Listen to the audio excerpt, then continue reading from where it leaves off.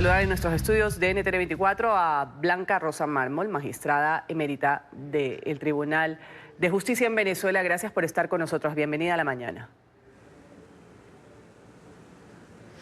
Buenos días, mucho gusto en estar con ustedes y la audiencia. Gracias. Veíamos allá la constituyente, presidida por Diosdado Cabello, decidió en cuestión de horas el allanamiento de la inmunidad parlamentaria de estos parlamentarios. La pregunta aquí es, ¿esto es competencia de la constituyente o no?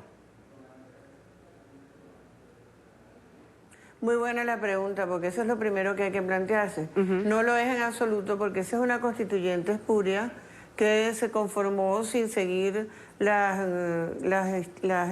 que está establecido constitucionalmente, y todo lo que venga de esa constituyente es absolutamente nulo. Así como es nula su constitución, es nula todas sus actuaciones. De manera que esta constituyente fue establecida única y exclusivamente para ir contra la Asamblea Nacional, que es el único poder legítimo que hoy por hoy tenemos en Venezuela y que el régimen se ha empeñado en destruir.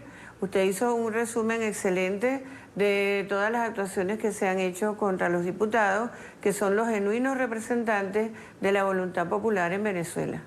Pero ¿qué hacemos, magistrada? O sea, las cosas están dadas y en Venezuela se dan unas situaciones increíbles en realidad. El TCJ, ordenado por Maduro, un organismo afín al madurismo, esta asamblea constituyente que la mayoría de los venezolanos no reconoce porque no es constitucional, y la Asamblea Nacional, que fue elegida por el pueblo, como usted bien lo dice, no es reconocida por parte del Ejecutivo. ¿A qué organismo se dirige uno cuando pasan este tipo de cosas? Ese es el punto, que en Venezuela es muy bueno que lo hayas destacado. El problema fundamental de Venezuela es la desinstitucionalización. En Venezuela ya no tenemos instituciones. La que debería ser la cabeza del Poder Judicial, que es el Tribunal Supremo de Justicia, es un instrumento de persecución del régimen para la disidencia. Aquí se ha judicializado la disidencia y a la vista está como a todos estos diputados en toda esta sucesión durante el tiempo a la que hiciste referencia se les ha perseguido por diferentes causas y sin respetar nunca el debido proceso. La inmunidad parlamentaria es como si no existiera en la Constitución venezolana, no se respeta y se acude a unas presuntas jurisprudencias, es decir, sentencias establecidas por este Tribunal Supremo írrito que está constituido por muchos magistrados que están usurpando funciones porque han sido sustituidos, muchos de ellos, y otros no llenan los requisitos para ser magistrados.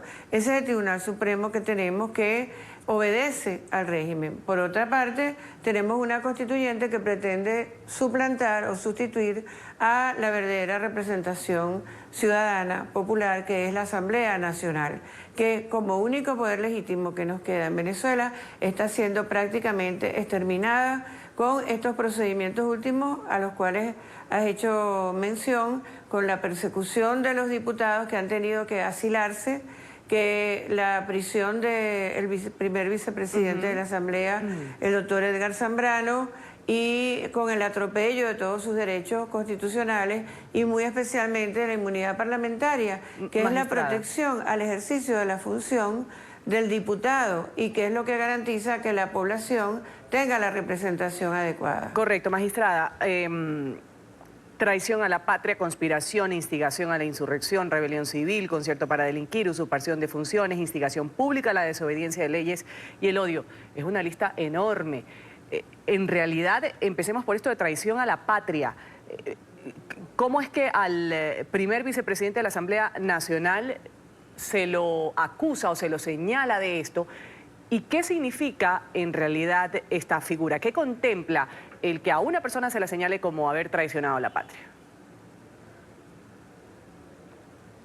Sí, eso es un supuesto negado en primer término porque se referiría al atentado contra el gobierno legítimamente constituido, cosa que no existe en Venezuela. Nosotros tenemos una persona detentando el poder que lo hace alegando unas presuntas elecciones anticipadas que carecen de toda constitucionalidad.